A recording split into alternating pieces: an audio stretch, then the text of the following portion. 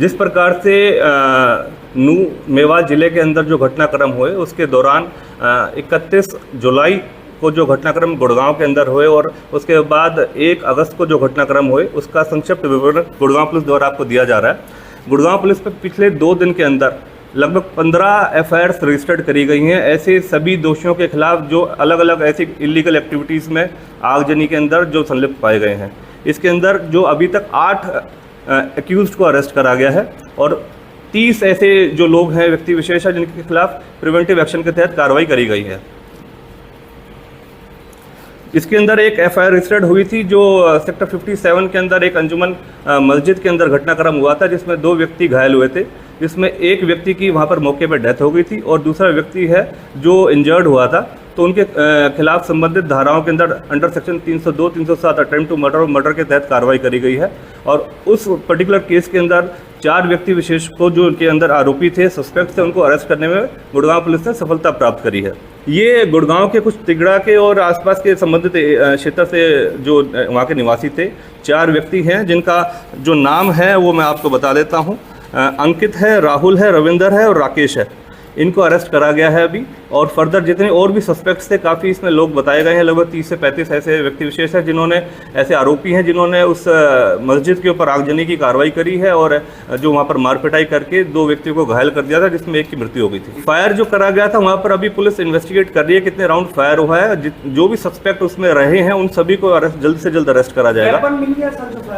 नहीं, जो जिसने फायर करा है वो अभी सस्पेक्ट अभी उसकी तलाश जारी है, जल्द से जल्द उसको अरेस्ट करा जाएगा। नहीं, मोहम्मद सादिक की हत्या का जो कारण आया है वो उसको स्टैबिंग की वजह से आया है, उसको स्टैब करा गया था किसी चाकू से और जो फायर हुआ था वो एक जो उसका साथी था दूसरा जो वहाँ पर मॉस्क के अंदर ही था, उसके पैर में गोली लगी थी जो मेडिसिटी के अंदर अभी उसका इलाज उपचार चल रहा है और उसकी कंडीशन स्टेबल है। फायर करने वाले की पहचान हो चुकी है? फायर करने वाले की पहचान हो रखी है, हम पुलिस उसको जल्द से जल्द पकड़ेगी। जो 1 अगस्त की हम बात करें तो 4 घटनाएं हमारे पास रिपोर्ट हुई है और जगह जगह पुलिस की डिप्लॉयमेंट थी इस बारे में। वो छोटे छोटे कुछ लड़के ग्रुप्स बना के घूम रहे हैं जो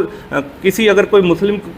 समुदाय के लोगों को टारगेट करने की कोशिश करी जा रही है। पुलिस उनकी मदद के लिए और उनकी जान और माल की सुरक्षा और रक्षा के लिए तैनात है। वो छोटी मोटी जो 4 घटनाएं जो रिपोर्ट हुई हैं उसके तहत कार्रवाई करी जा रही है, उनकी पहचान करी जा रही है। कुछ लोगों को जल्द से जल्द पकड़ा भी जाएगा और कानून के तहत जायज और प्रॉपर कार्रवाई, स्ट्रिक्ट कार्रवाई करी जाएगी।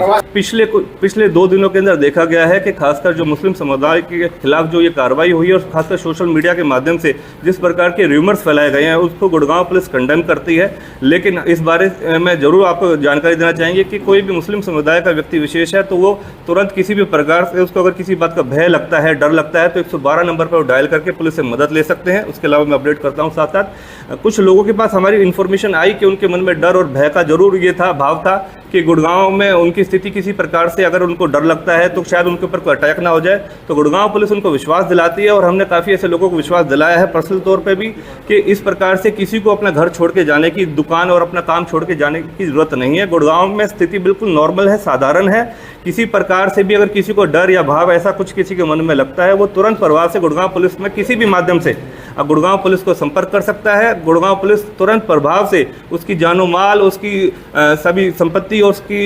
फैमिली की रिस्पॉन्सिबिलिटी लेती है उसकी जानो माल की सुरक्षा के लिए। जो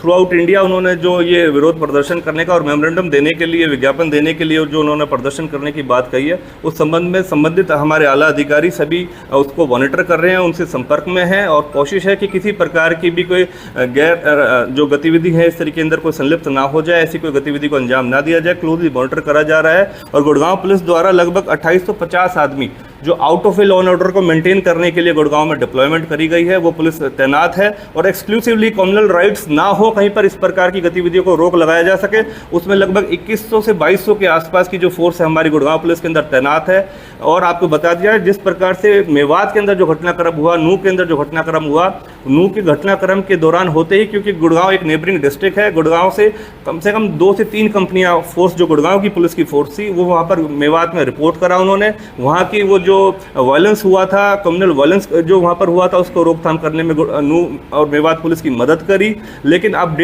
जो कंपनी है लगभग हमारे 115 से 120 आदमी हमारे डीसीपी क्राइम साहब के साथ मेवात में अभी भी डिप्यूटेड हैं।